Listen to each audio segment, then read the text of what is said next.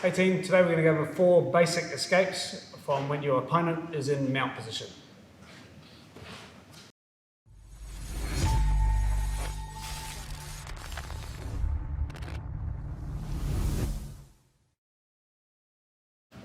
Okay, so we have our partner in mount position, which means that their legs are above my hip line, and in a lot of cases their bum is going to be slightly off my hips, which means when I bridge, it's not going to be as powerful. Right, so if you've got the gear, you can pull on the gear. No gear, I just put my hands on my partner's hips a little bit, and when I bridge, it means it's going to give more emphasis on my partner moving forward. So when you bridge, you want to make sure that your feet are close to your bum. If you bridge from down here, your bridge is really weak. The closer your feet go to your bum, the more powerful your bridge.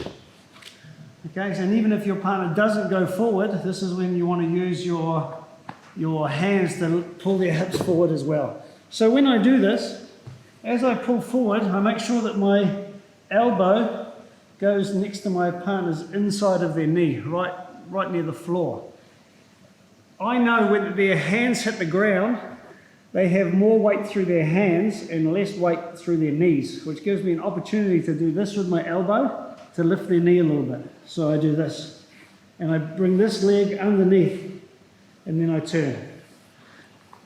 And then on the other side, I push, shrimp, and bring my other knee back inside to recover guard. Let's look at that again from another angle. So from here, always keep your elbows tucked in so they're not isolated. I'm going to do feet next to my bum to make sure I've got a nice powerful bridge. Get my partner up and over. Okay, I'll do from this side now, I lift with my elbow, bring my knee under that side, and then on this side, I simply push, shrimp, bring your knee in the gap, and then roll your hips to unlock your legs. So that's our first escape.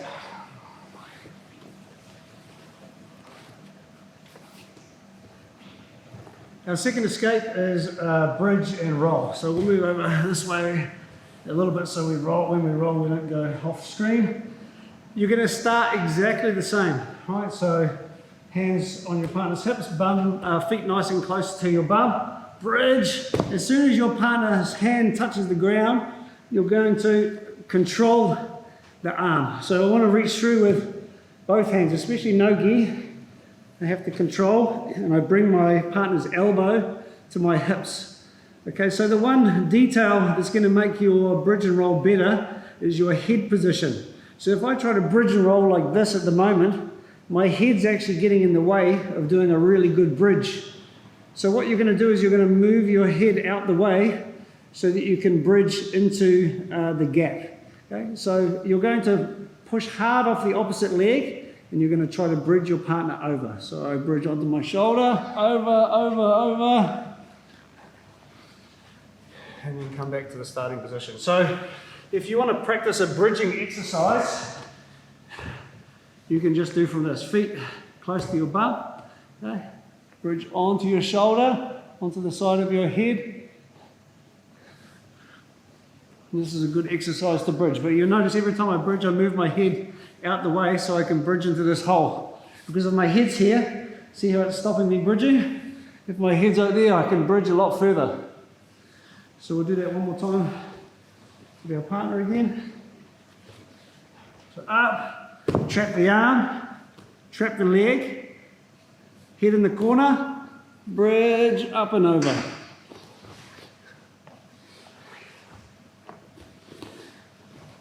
So that was our second basic escape from mount position. Our next one is probably one of the ones I use the most, which is lifting my partner's foot onto me. So we're going to use exactly the same principle again with the bridge. However, this time, when I bridge my partner, I'm going to use one of my hands to reach my partner's foot. At the moment, your partner's got all of their weight on their foot, and their knees, so you can't really lift this foot very well. So once again, I have to bridge my partner up onto their hands to make their knees and their feet light. So I use the same principle again, feet to the bum, hands on the hips, As soon as you hear your partner's hands hit the mat, that's when you know their foot is going to be light. So you lift the foot, and I place my leg underneath. Now it stops them from getting their foot back on the mat.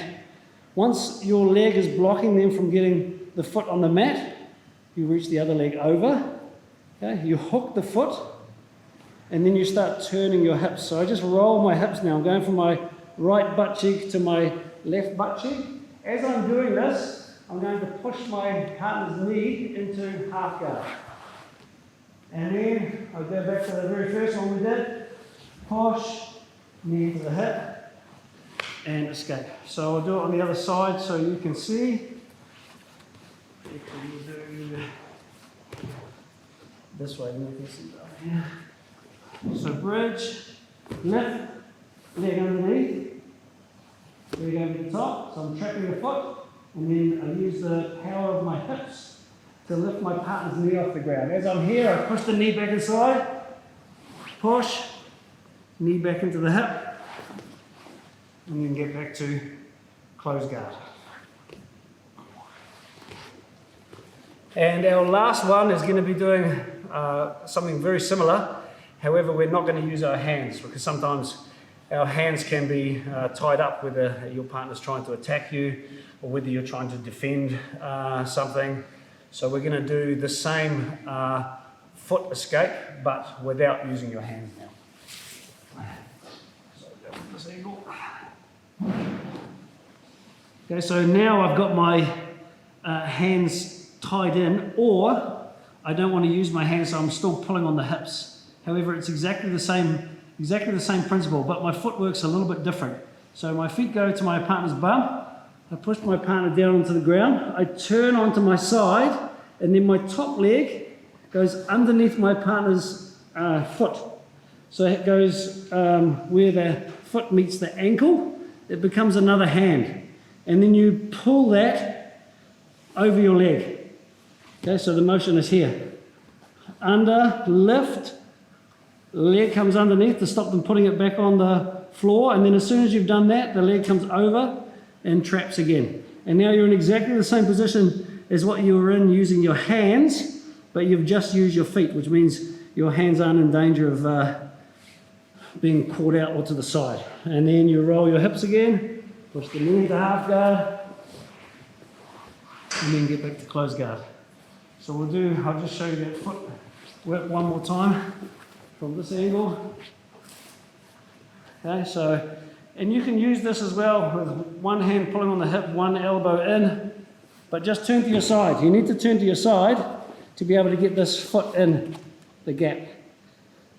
So once you've lifted this foot, knee comes underneath, then come over the top, then start to turn your hip. And even from here, even if you just get into this position, then at least you've got half guard, and you can try to start doing other things to get your partner out of mount position.